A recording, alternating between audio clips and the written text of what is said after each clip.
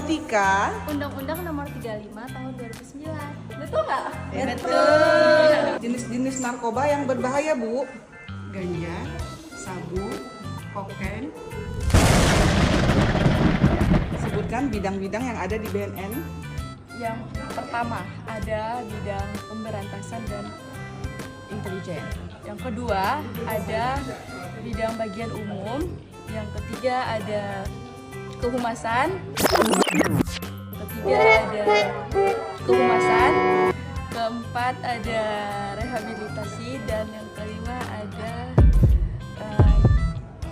P2M, pencegahan dan pendayaan. Kepanjangan GDAD. Grand Design Alternative Development. Boleh kasih tahu kepanjangan P4GN, Bu? Oke, pencegahan, pemberantasan, penyalahgunaan, dan peredaran gelap narkotika. Pesan-pesan untuk generasi Aceh, Pak. Ntar pakai kacamata dulu.